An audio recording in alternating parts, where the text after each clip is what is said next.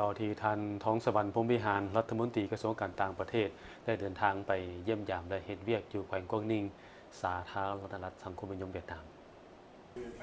ในวันที่ 19 ธันวาคม 2025 สหายท้องสวรรค์พรหมวิหารรัฐมนตรีกระทรวงการต่างประเทศแห่งสาธารณรัฐประชาธิปไตยประชาชนลาวได้นำพาคณะผู้แทนกระทรวงการต่างประเทศและคณะพัวพันต่างประเทศศูนย์กลางภาคเยี่ยมยามเฮ็ดเวียกอยู่แขวงกวางนิง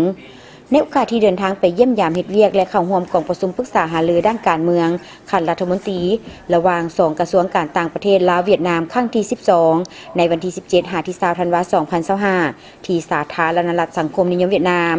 ในโอกาสนี้สหายรัฐมนตรีท้องสวรรค์พรหมวิหารได้แสดงความขอบใจต่อการต้อนรับอันอบอุ่นและมีความปิติยินดีที่ได้มีโอกาสนำพาคณะพบปะเฮ็ดเวียกกับสหายนางจิงทิงมิงแทงรองประธานผู้ประจำการประธานสภาประชาชนแขวงกวางนิงพร้อมคณะที่สำนักงานกรรมการประชาชนแขวงกวางนิงในครั้งนี้พร้อมทั้งแสดงความสมเสยต่อผลสำเร็จอันใหญ่หลวงรอบด้านและมีความหมายทางด้านประวัติศาสตร์ของประชาชนเวียดนามอ้ายน้องญาติมาได้ตลอดระยะที่ผ่านมาซึ่งในผลสำเร็จดังกล่าวก็มีการประกอบส่วนของแขวงกวางนิงเช่นเดียวกันพร้อมนี้ทั้งสองฝ่ายได้แลกเปลี่ยนความคิดเห็นต่อการพัวพันร่วมมือของสองประเทศโดยได้สมเสยและตีราคาสูงต่อสายพัวพันร่วมมือระหว่างสองประเทศที่มีการพัฒนาและขยายตัวอย่างบ่หยุดยั้งในขงเขตซึ่งแสดงออกในการสืบต่อมีการพบปะแลกเปลี่ยนเยี่ยมยามซึ่งกันและกันของคณะผู้แทนขันต่างๆแต่ศูนย์กลางฮอดท้องถิ่นอย่างเป็นปกติ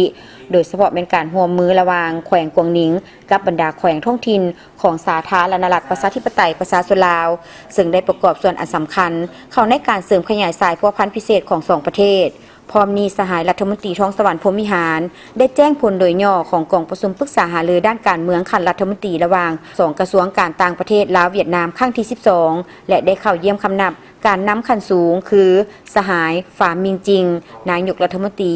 และสหายเจินแทงเหมินประธานสภาแห่งชาติแห่งสาธารณรัฐสังคมนิยมเวียดนามพร้อมเดียวกันนี้สหายรัฐมนตรีท้องสวรรค์พรหมวิหารยังได้ต่างหน้าให้ภาครัฐสภาแห่งชาติและประชาชนลาวบรรดาเผ่าก็คืออำนาจการปกครองและประชาชนบรรดาแขวงท้องถิ่นของลาวแสดงความขอบใจต่อภาครัฐและประชาชนเวียดนามอ้ายน้องก็คือองค์คณะพรรคอำนาจการปกครองและประชาชนแขวงกวางนิงที่ยามใด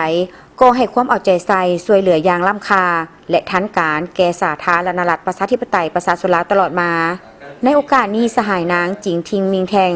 ได้เน้นนักถึงบทบาทและความหมายสำคัญของสายพัวพันมิตรภาพอันยิ่งใหญ่ความสามัคคีแบบพิเศษการร่วมมือรอบด้านและหุ้นส่วนยุทธศาสตร์ระหว่าง2พรรค2รัฐและประชาชน2ชาติเวียดนามลาวในระยะผ่านมาและปัจจุบัน